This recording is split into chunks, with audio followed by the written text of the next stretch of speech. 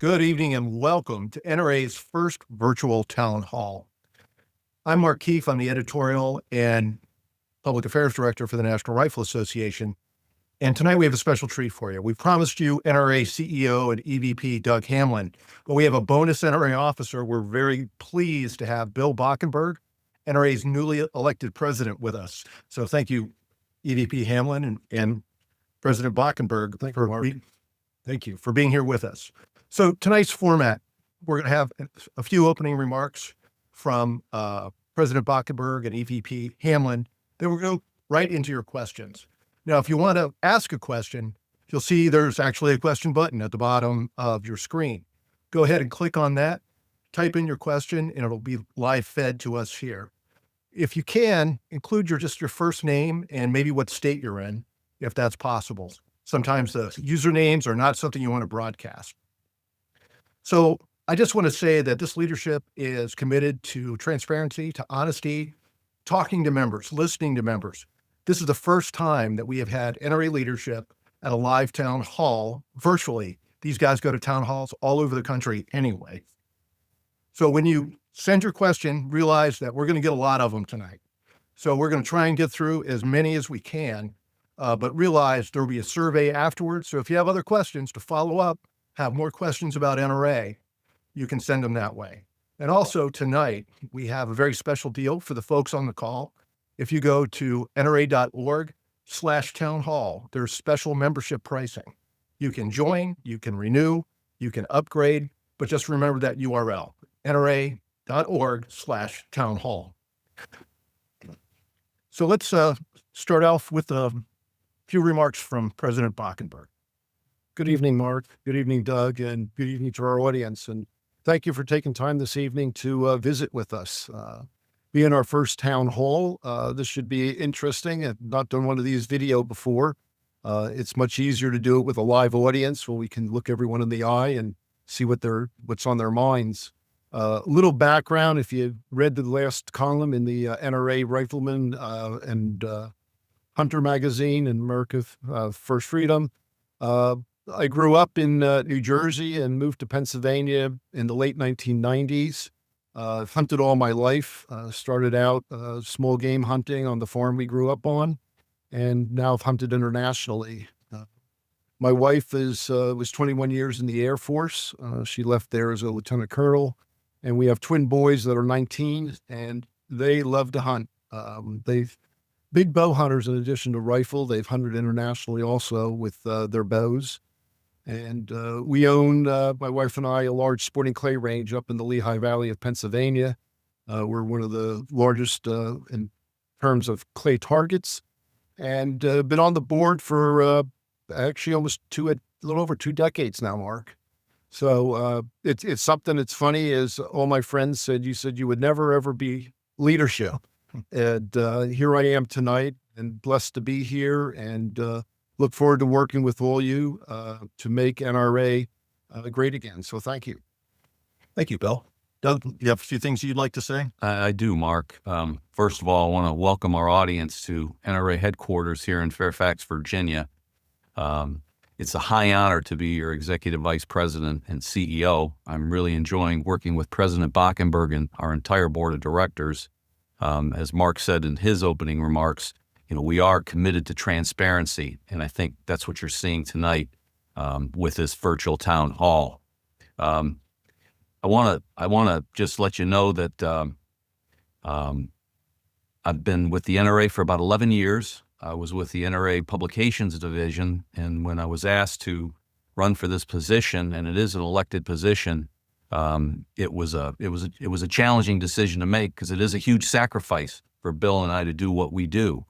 But we love our country. We know how important NRA is to the future of the United States, and so we're fully committed to do the very best we can for NRA and for our fellow citizens. I've served my country as a United States Marine. I'm a family man. Got 2 sons who have had a lot of fun with over the years. My wife, she's a native of Portland, Oregon. She's a shooter and a hunter. She comes from a family of shooters and hunters as well. So culturally, it's been a great fit for me to be part of the National Rifle Association. I want to talk a little bit about what's been going on here the last 6 months or so. November 5th was democracy in action. That was you. That was NRA members getting out there voting and taking the country back. And NRA had a lot to do with that. NRA is very good at mobilizing the vote. When President was elected November 5th, then we had the inauguration. It was on January 20th. Well, on the 19th of January, I got to go to the victory rally at the Capital One Center. And there are a lot of organizations that played a role in the success of the Trump election, and as well as all the other congressional and senatorial seats. But President Trump shouted out to the NRA at the victory rally. We were the only organization that he recognized that way. The next night, I got to go to the Starlight Ball, and I got to see Secretary of State Marco Rubio, and he immediately said that to me. He said, "You got a shout out last night from President Trump." Same thing with Secretary Kristi Noem and also Secretary Doug Burgum. I got to shake hands with them, and they both mentioned that. So I bring that up just because your NRA is relevant, and President Trump appreciates that. Then let's talk about the Electoral College. You know, it was a landslide in the Electoral College, but if you look at 6 of the 7 battleground states, the margin of victory was less than 3% in 6 of them, and in 2 of those 6, it was less than 1%. And I bring that up because our membership is so important, and our membership has deteriorated over the last several years at a time when first-time gun buyership is up. So our membership should be going up. So I'm making a direct appeal to all of you that are out there. Please renew your memberships, recruit a member, and try to get those first-time gun buyers to come into the market because we need them to be part of the family. When President Bachenberg and I were elected, you know, we pledged that we wanted to rebuild the trust of you, the members, our donors, our industry, and our staff. And we work for you, the member. And so you have my word that on my watch, there'll be no malfeasance. We will be very judicious with the expenditures of the hard-earned dollars that you send to us in your membership dues. And in return for that, we're going to create value for you. So what does that mean? Well, Second Amendment rights in the United States have never been stronger than they are today. We've got the gold standard here. It's called our Institute for Legislative Action. This is the 50th anniversary for ILA. They're led by a great executive director by the name of John Comerford. He's got a great federal team. He's got a state and local team. NRA has a presence in all 50 states in the union. We also have a great grassroots team. They're out there knocking on doors and putting door hangers out there. So you're going to get 110% commitment on the lobbying side, because freedom is not free. And as Ronald Reagan said, freedom is only one generation away from extinction. So your NRA is out there working hard to maintain that. People have heard me in other town halls that we've done where I say, NRA does everything. And so, well, what does that mean? Well, in addition to the lobbying and the litigation that we're involved in, we have the largest consumer show of its kind in the world. It's called the Great American Outdoor Show. We have over 250,000 people that go to Harrisburg, Pennsylvania over a 9-day period. We also have our annual meetings. This past year it was in Atlanta. In April, we're going to be in Houston. And then from Houston, we're going back to Atlanta. Then in 2028, we're going to be in Orlando, Florida. So we do move around. And if some of you are in those great states and those cities, we hope you'll come to see us when we come to your local city. As far as where we're investing today, and your NRA is hiring. We're getting back to our programs and services. We're getting back to doing the things that made NRA NRA. So that's competitive shooting. That's our clubs and associations. That's Friends of NRA, which we do over 600 of those events a year. I attended one in California this past weekend.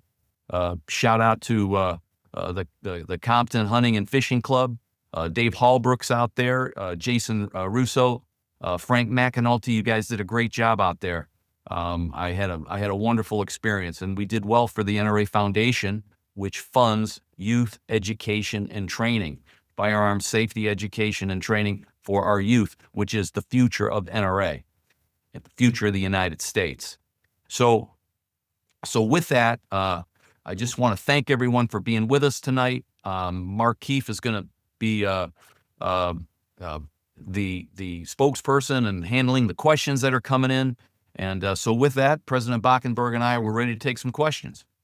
And they are rolling in. And the first one seems fairly obvious. Why should someone join the National Rifle Association? Bill, you want me to take that one? Well, let's look at our programs. I mean, first of all, we wouldn't have our gun rights today if it wasn't for the NRA. I mean, as Doug mentioned, ILA is 50 years old this year. 50 years of defending our gun rights. 4 major Supreme Court victories that, the states are trying to erode away. So, why join NRA? We're saying it's your NRA or my NRA. There are so many programs, whether you're a gun collector, whether you're a long-range shooter, whether you're a hunter, whether you're in safety. I mean, we just have so many programs to help everyone. I mean, our safety programs for youth are the gold standard, right? Eddie Eagle is saved, or has been taught to over 32 million. 32 million youth have taken the Eddie Eagle program. So, there's so many reasons. We wouldn't have enough time tonight to go through them all, but there's something here for everyone. Thank you, Bill. Okay, so this one's from Rich. I was a member of NRA many years ago, but stopped being a member because of all the mail I kept receiving from you. Doug, have you heard this one before, Doug? We were in A couple hours ago, right, Doug? Yes, we did, Bill. And we're looking at fine-tuning the amount of direct mail that we're sending to our members, but the primary reason that we're out there communicating as frequently as we are, we're trying to raise money. And every 2 years, we spend everything that we receive on the elections. And that brings up a point. We've got our midterms coming up in 2026. And if we don't turn out the vote, and if we're not successful in 2026 in the House, guaranteed they're going to try to impeach President Trump. And so it's critical that we have, your ILA has funding so that we can participate in those districts that we refer to as battleground districts. So that's why you're getting a lot of mail, because we're trying to raise money that we can invest in campaigns. Great. So no name on this one, but what is being done to invest in NRA programs, in particular to support NRA instructors? Well, from that area there is, we've got a lot of funding that comes through the NRA Foundation. So by supporting the NRA Foundation, that helps with our education programs, our training programs, our youth and outreach type programs. So it's important to support those. And, everyone's tight on a pocketbook today, right? So we need to maximize how we deliver those programs as best we can today under these times we're in.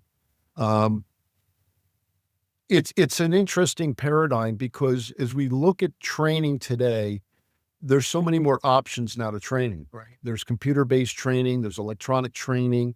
We need to start integrating that into our programs. So a place like New Jersey, where kids can't even shoot a BB gun, right? We used to, when I learned to shoot, I shot a BB gun. When my kids learned, we were shooting BB guns behind the house, knocking the can off the wall, right? You can't even do that in New Jersey. So we've got to look at innovative programs, probably based on laser type training programs to get them interested and to get them to go to the next and shooting real guns. So there's a lot of work we're looking at. There's a lot of work that needs to be done. But NRA's there to build those programs to where we need to be today and for the future. And just to compound a little bit of what President Bachenberg was saying, and he's spot on. We have over 105,000 NRA certified instructors out there. You can put your zip code in and you can find one in your local area. And I mentioned those first-time gun buyers in my opening remarks. They need training. They need to understand the range of the role of the range safety officer and what ammunition to have with a particular caliber firearm, and how to safely aim and trigger squeeze and breathing, as well as maintenance of that firearm once they've had their shooting experience. And then last but not least, the responsibility of securing that firearm properly. So, President Bachenberg, you did mention New Jersey. And so we've got a question, Jeffrey from New Jersey. Well, we see the NRA getting more involved directly in lawsuits, especially in those states with harsh gun control laws. Well, that's really a question for John Comerford. But yes, I mean, we've got to balance out with limited funding. I mean, if we had unlimited funding, and there's a plug there, if we have people in New Jersey that want to help us fund that, we've got allied organizations that want to work with us also. And there's a lot of work to do. There's 50 states. You look what's happening up in Massachusetts, what's happening in Colorado, New Mexico. It's a challenge. You know, what they've learned now is we're very, very successful at the federal level, and we've got President Trump in and his whole team supporting us, but they're coming after us at the state level. And now we need more eyes and ears on the ground. We need more volunteers. You know, when we do a rally, is we need people to come on the steps of the Capitol buildings there to voice for the legislators to see that they've got backing. And it comes down to being members, right? Is when we go to a state and we say we've got 200,000, 300,000 members, whatever the number is, that's votes, and that's votes within the family. So we need those votes there to get these legislators to work toward us. And it's a challenge.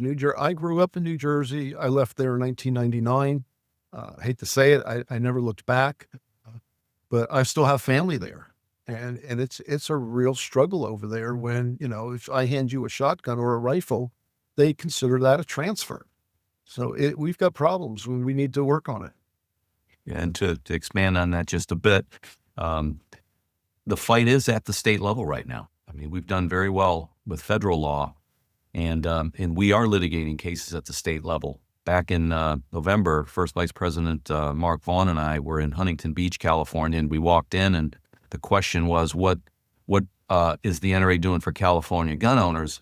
And we were able to explain to them that the two biggest cases out there in the great state of California are the Rhodey case and the Duncan case. And those are both cases funded by the National Rifle Association. We think Duncan may be going to the Supreme Court, but we're looking at each state. We're writing briefs, we're making filings, and we're paying very close attention at the state level. So yes, you can expect us to be involved at the state level. So he just had a question from Rich right here in Virginia. He's not in the room with us. What changes have you made and will make in the future regarding internal management and leadership to regain member confidence in this leadership team? Well, the leadership team that we have now at the National Rifle Association has been completely turned over. We have 5 divisions at NRA, and we have new executive directors in each of the 5 divisions. And I'll just say it up front. I mean, there was some poor decision making on the part of a handful of executives. They're no longer with the organization. This is an honorable organization. The staff that's here, they're hardworking. You can trust them. And as I said, we're very, very judicious with our spending, and there's going to be no malfeasance on my watch.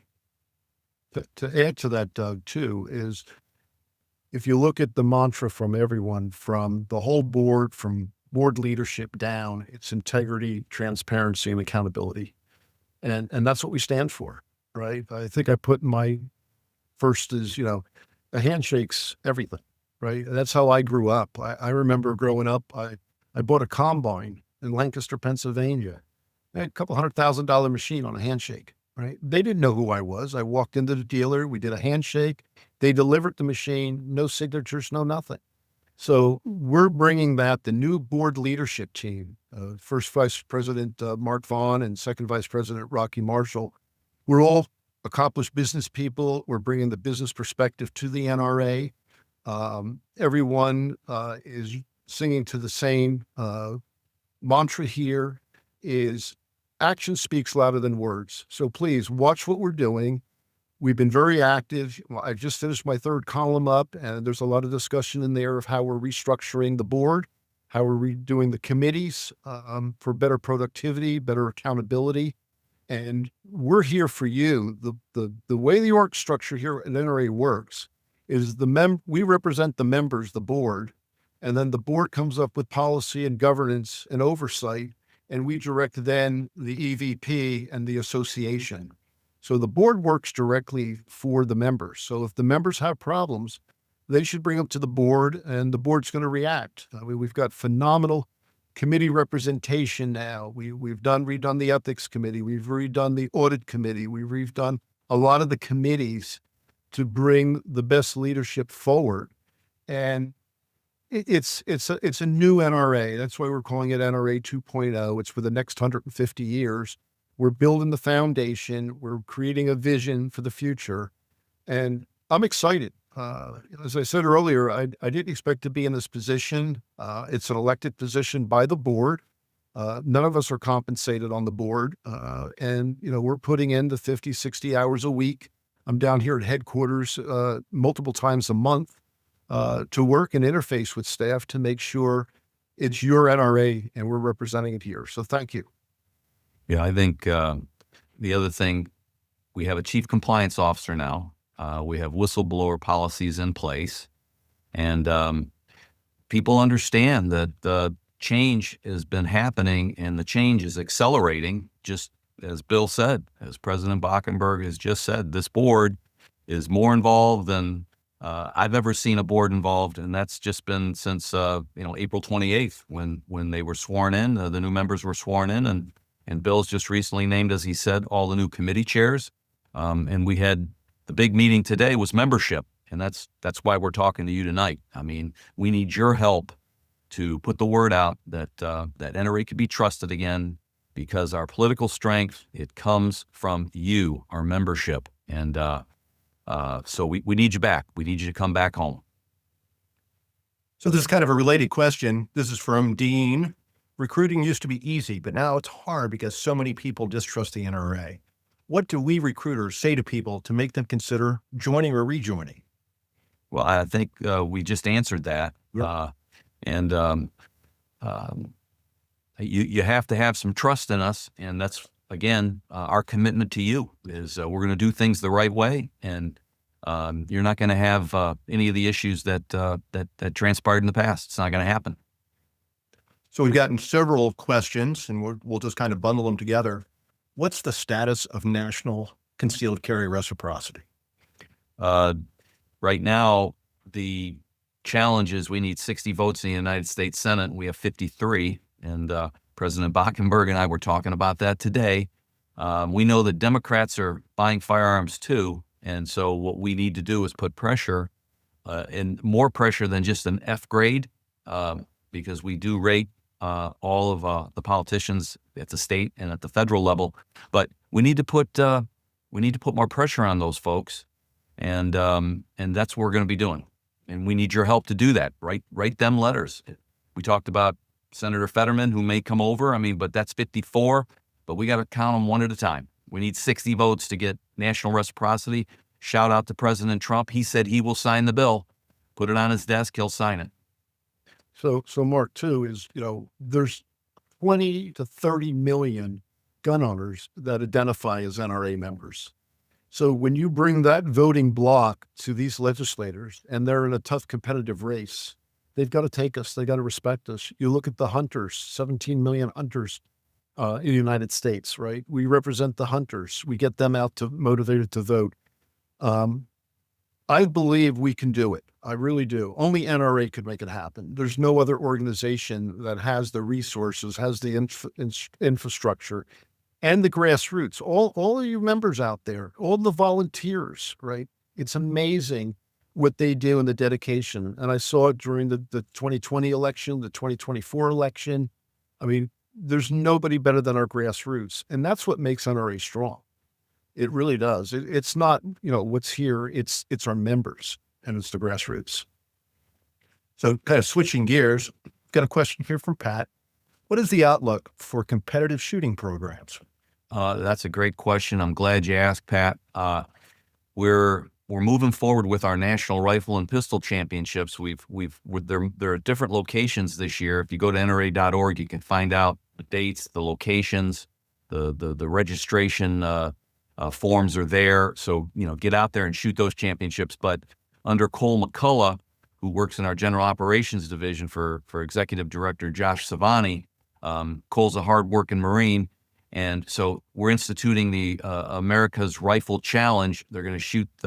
We shot a match at Camp Atterbury in April, and it went very smoothly. And so we're going to roll it out nationally starting in August, and we're going to capitalize on the popularity of that platform. But we're also looking at shotgun because 70% of the competitive shooters out there, they're involved in shotgun activities. And so you can look forward to seeing some announcements about that in the future. And then we also have our World Championships.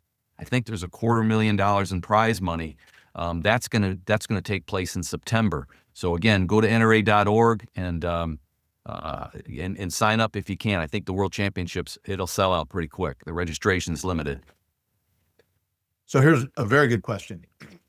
What is the NRA doing to bring women into the fold and not just to humor us?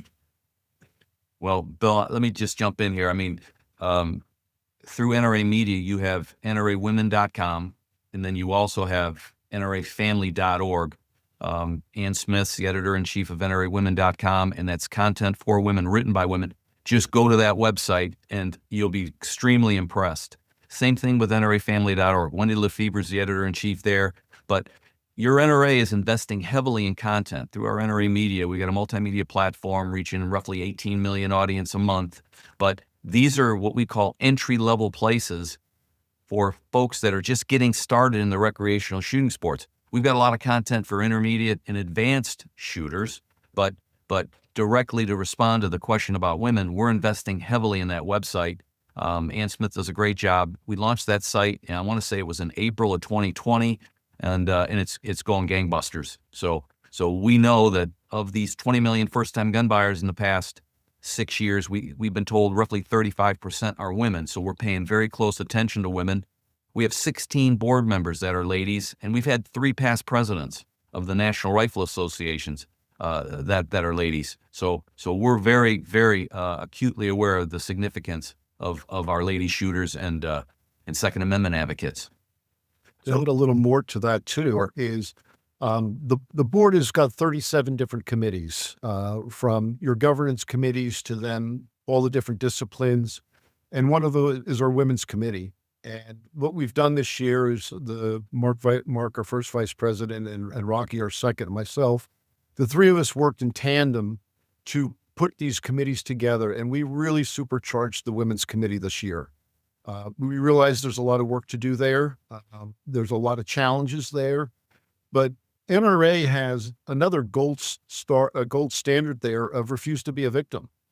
And every young woman going into high school and then leaving to go to college should be taking that course for non-lethal protection when they get away from the home here. And then that can lead into some of the shooting programs that we have.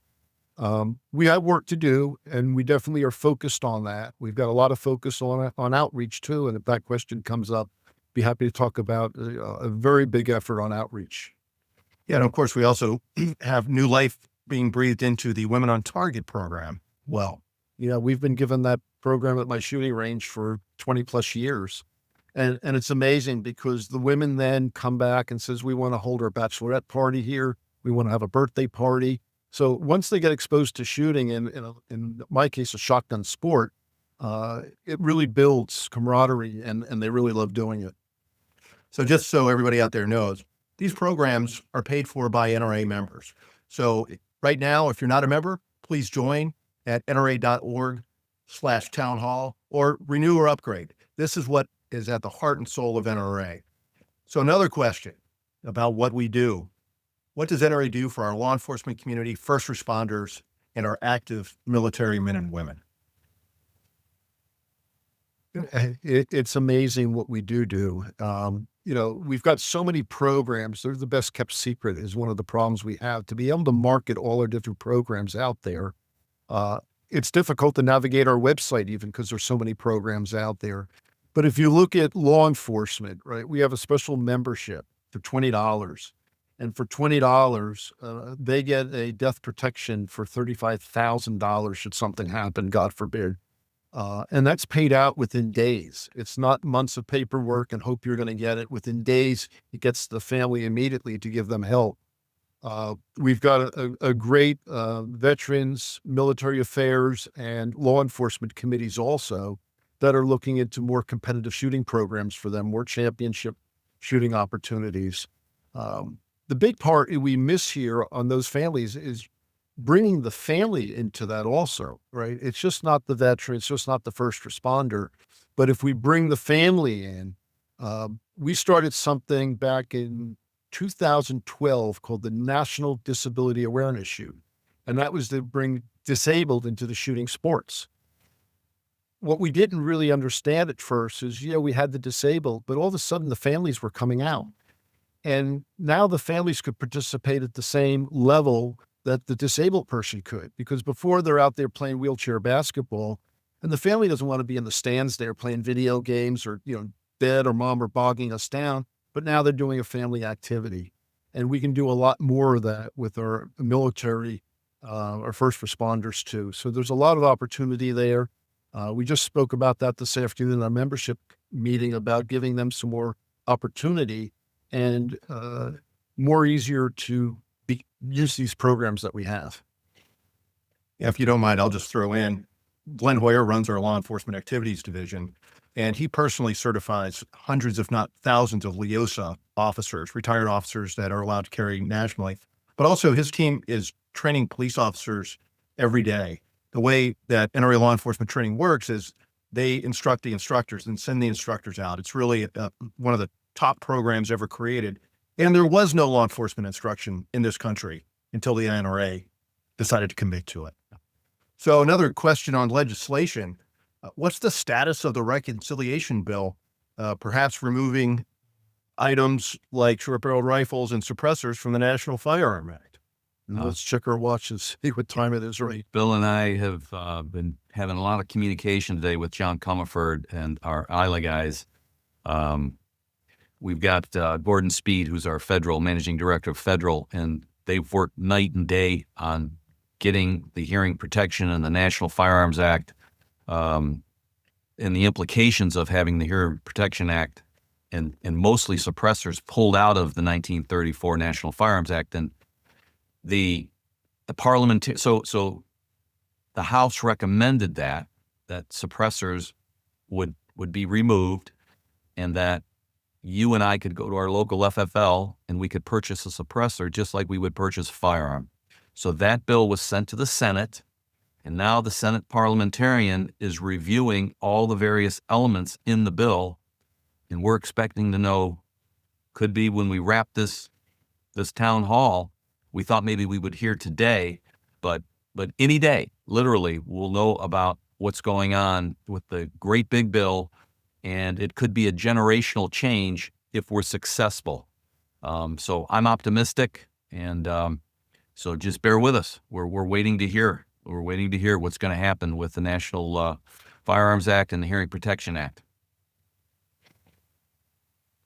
So, okay, sorry about that. So Tori asked, is there a membership that would be appropriate for my 14-year-old grandson? We do have youth memberships, and so go to NRA.org, and you'll be able to see what the options are. And yeah, we would welcome that 14-year-old into the NRA family. Yes, we do. And there's a youth lifetime membership also. So when, the day my boys were born, they're twins, got them a lifetime membership right on the spot there. So we do have a lifetime membership option also for youth. And then that, when they turn of age, I think at 17, they become a full lifetime member. So yeah, please sign them up. And it's a generational thing. We talked about that again today, is fathers and grandfathers are buying lifetime members for their children. So thank you for asking the question. Just to expand on what Bill said, I mean, it's our belief that, we're challenged with membership right now. Membership, has been in decline, as I mentioned earlier in my remarks. And I bought my son's memberships. I know Bill bought his son's memberships. And I believe that you members out there that have the opportunity, please purchase memberships for your sons, daughters, grandsons, granddaughters, nieces, nephews, if you're mentoring kids in the neighborhood. But more importantly, when you do that, explain to them the significance of their Second Amendment constitutional freedoms. because if we don't pass this down, and because of some financial challenges we've had, we don't have the resources that we hope to rebuild and have in the future. But right now, we need the individual members out there to explain this to this next generation so that they understand that these God-given rights, as we refer to them, they could be challenged and they could be taken away. So there's a huge need for you members out there to not only trust us and renew your own memberships, but recruit new folks too. And we also have the YES program, right? The Youth Educational Summit, which brings young people here to Washington, D.C. and gets to go to Congress and learn about the Constitution and about our government. And I had the privilege last year of speaking to that group on their closing night, and what a phenomenal group of young people there to go back to their states, to bring back what they've learned here about, our great country and the founding fathers. I mean, it's not taught in schools. My boys are going through the public school system indirectly through cyber school, but there's nothing taught about the Constitution, nothing about the history of the United States anymore. So that's part of the NRA Foundation of Teach Freedom. And, that's why we also support the NRA Foundation here to help the NRA get these programs out to our youth and even adults today. Yeah, and Bill talks about history, and this past April 19th was the 250th anniversary of the Shot Heard Around the World. American Rifleman did a 6-page cover feature on that, and I had the high honor to go up to Boston to speak at the Gun Owners Action League event up there. And in short, I mean, it was average American citizens who stood up to a tyrannical government because King George ordered basically the Redcoats to seize firearms and ammunition. And so it was average Americans that came out of their homes and said, no, you're not going to do that. And so that was the beginning of the American Revolution, but it was also the beginning of the Second Amendment, because then a year later, you had the Declaration of Independence, which was written by Thomas Jefferson and John Dickinson. And then you fast forward to 1787, you have the Constitution, the Bill of Rights, and the Second Amendment all started, though, on April 19th, 1775 at Lexington and Concord. That shot heard around the world. Thomas Jefferson and Dickinson, they realized Americans needed to have that Second Amendment. And so it's up to us to protect that. And just so everybody on the call knows, if you go to nra.org/town hall, there's special pricing. You can get an annual membership for as low as $30. So I think I know who this is aimed at. John asks, what have you actually accomplished in the last year? Well, I mean, we saw what happened on November 5th, and NRA had a huge role to play, and we had significant resources, and we used them very tactically and with pinpoint accuracy. We had great digital strategy, but we implemented influence in Pennsylvania, where we had Senator McCormick take a seat back from the Dems. We had Senator Moreno in Ohio that we supported, and then you had Senator Sheehy out in Montana. And so those are 3 huge pickups in addition to Senator Justice in West Virginia. And so at any rate, what did we do in the last year? That's just in the Senate, and then we helped get the majority in the House as well. It was I think we have a 5-vote majority. So I'll just throw that out there. Yeah, there's a lot more to it too. We now have 29 constitutional carry states. I've been at NRA for 35 years, and I saw the revolution when it came to concealed carry. And but now 29 states have constitutional carry. That's right. Thanks to the NRA-backed case, New York State Rifle and Pistol Association versus Bruin, the Second Amendment means what it says. It means in the law now exactly what we've always known. And I think NRA doesn't get the credit for that. Yeah, and to Mark's point, I mean, NRA takes all the slings and arrows.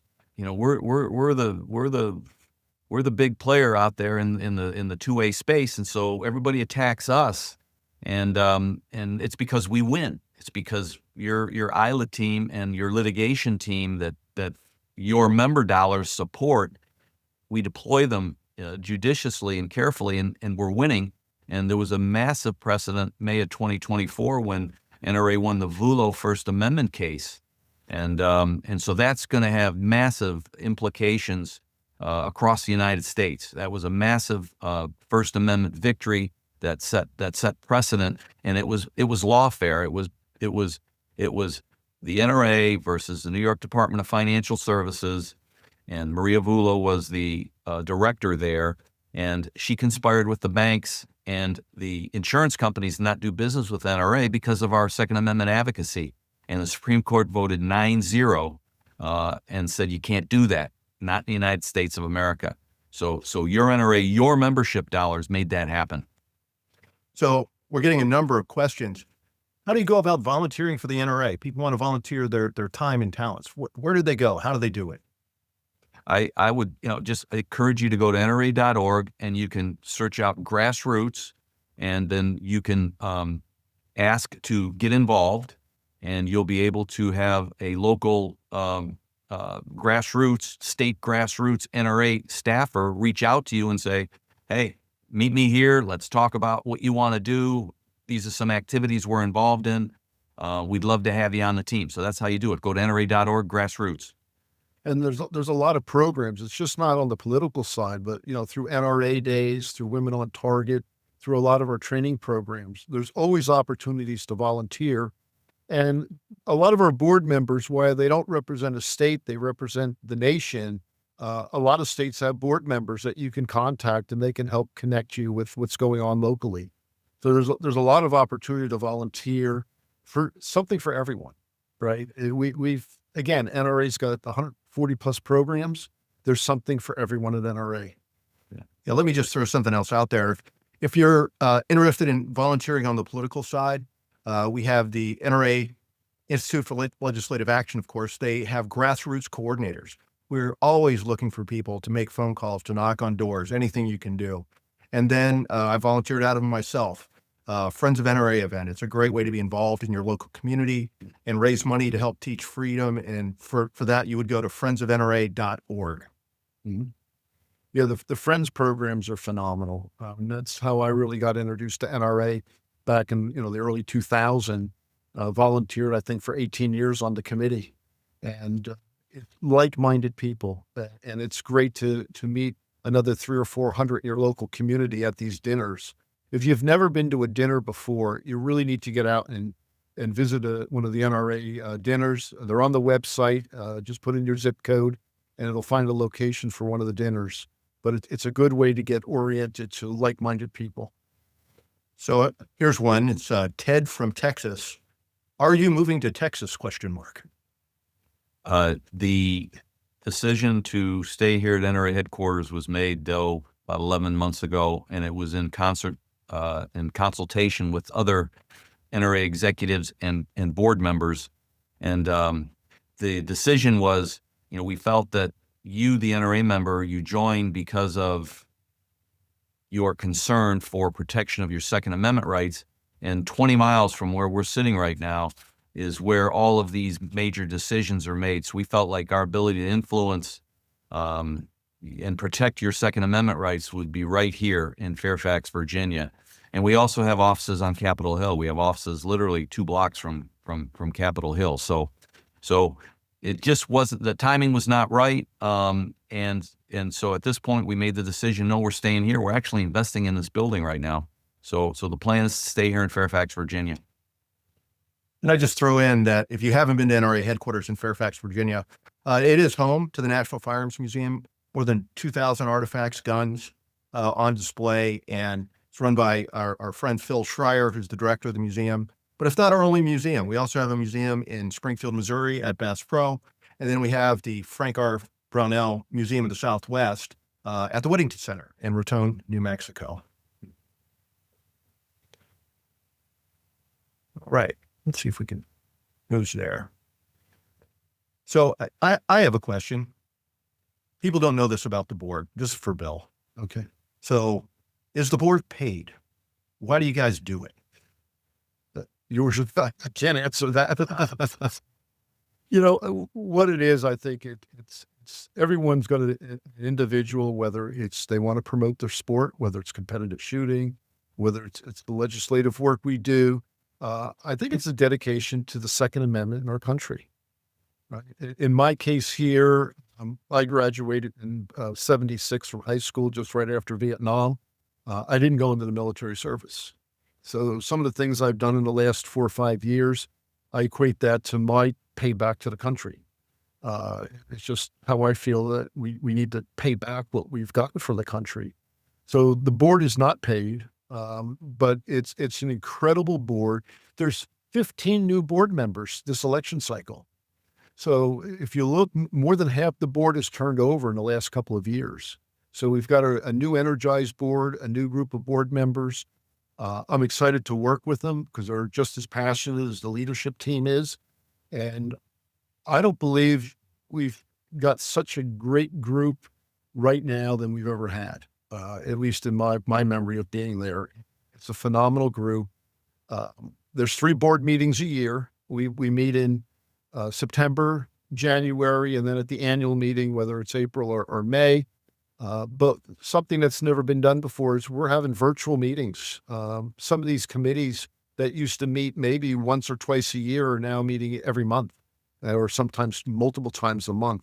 So we've got an energized board that is taking back its responsibility that it lost there for a while. And, our bylaws say is, we govern the policies, the property, and how NRA operates. And then that filters up to Doug in the EVP's office, and Doug's team implements it. So it does work. Some questions come up. Is the board too big?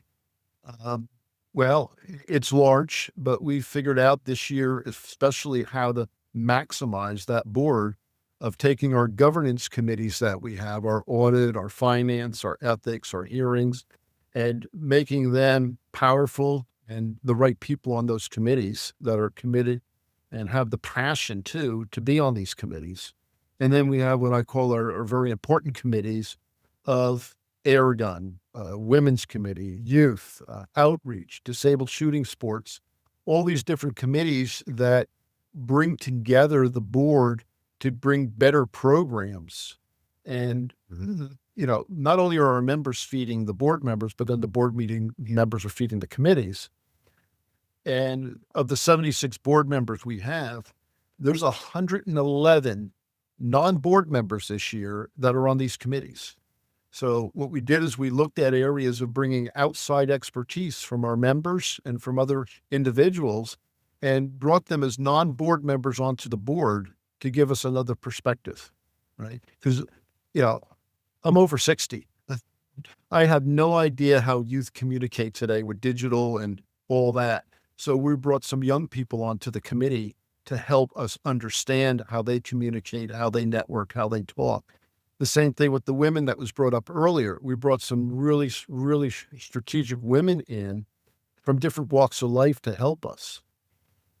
Right. So Tom would like to know, what can I do? The number one thing I can do to help the NRA right now.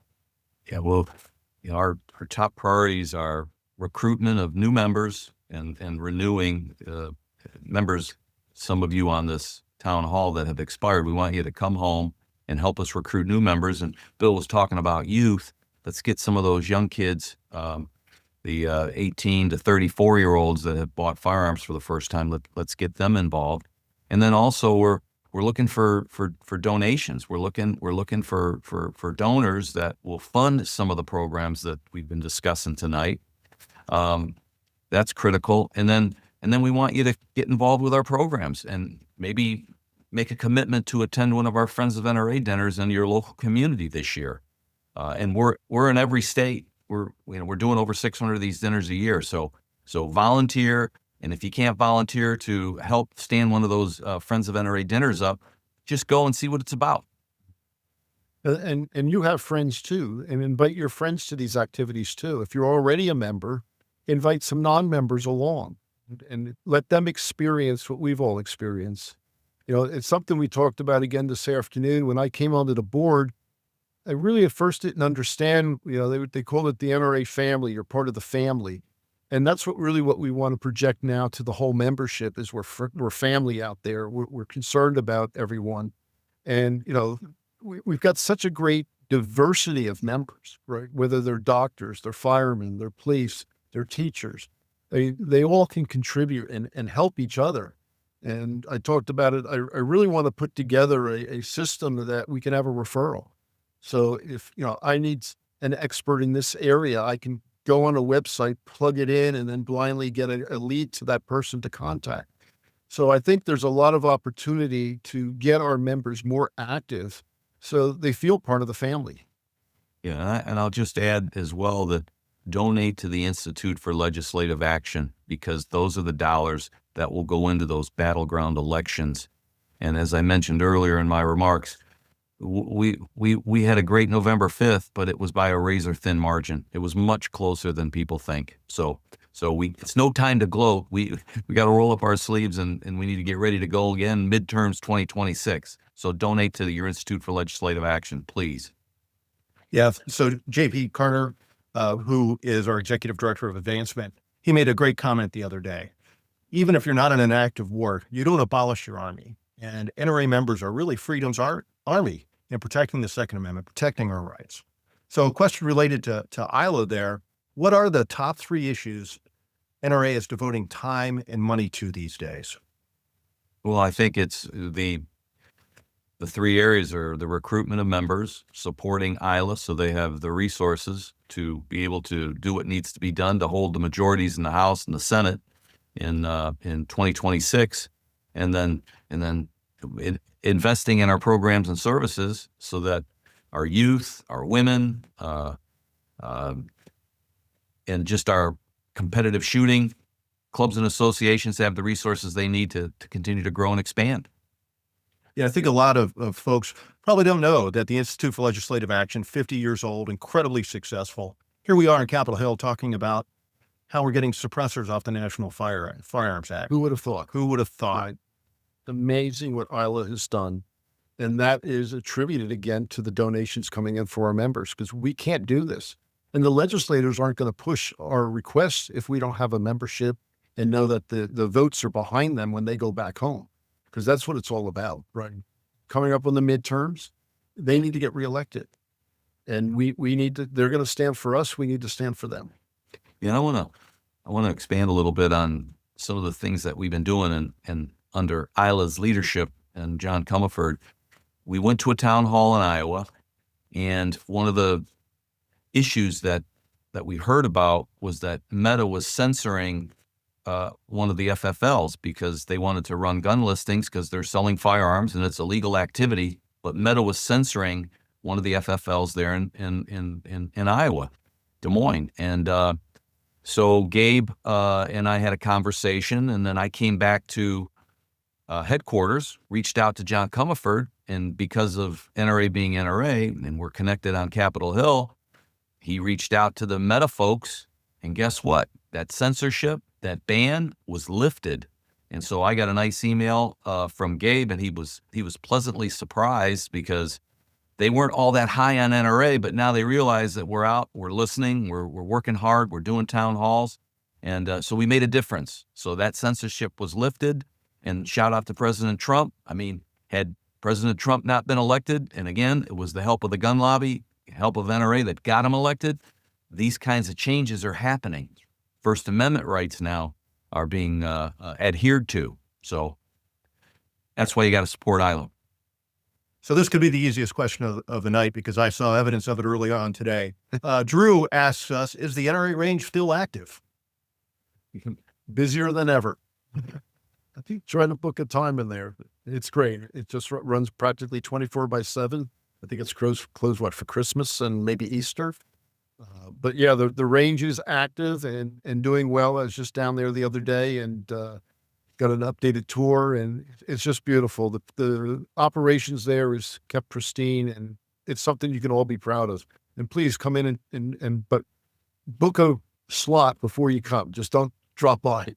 Yeah. And of course, you have to be an NRA member or an NRA member's guest if you'd like to shoot at the NRA range. Okay. So Mike B from Michigan, and we're kind of running out of time, but I think this is pretty important. So Mike wants to know, what can NRA do to gain synergy with other pro-Second Amendment organizations? We're working closely with the other 2A groups. I mean, we all want the Hearing Protection Act to be removed from the National Firearms Act, so we're all working really hard right now on Capitol Hill, and we're also working very hard at the state level. So we're working hard. We know the leadership at the other groups, and they know us. And I think we've been very open with our willingness to work with them, and they know that, and vice versa. It's been going well. And not to leave out the hunting groups too. I mean, the hunting groups, the synergy of all of us working together is exponential than everyone trying to do it alone. And, some of these groups may only have a couple $100,000 that doesn't really go anywhere. Those couple of $100,000 of those groups helping NRA to move forward their agenda is huge. So we're a force multiplier out there, and we're starting to see that. I'm working with quite a few other groups out there that have all expressed interest of doing like dual memberships with us. How can we work together? And that's how NRA is going to grow, and that's how we're going to protect our Second Amendment. What's the old adage? Together we survive, divided we fall. We all have to start working together and work smarter too. Yeah. Well, gentlemen, I can't tell you what a pleasure it's been for me to have President Bachenberg and Executive Vice President Hamlin talking to real NRA members with real questions. We couldn't get to them all. So if you like what you saw here tonight, you need to go to nra.org/town hall. There are special membership deals there. Annual memberships, 3-year memberships, 5-year memberships, a real bargain. And of course, consider upgrading to life or even to benefactor or patron or endowment. We need your help. So we appreciate the time and attention from everybody on this call, whether you're a member or not. I hope you'll be one. I hope you'll join me, and become a member of the National Rifle Association. Thank you very much.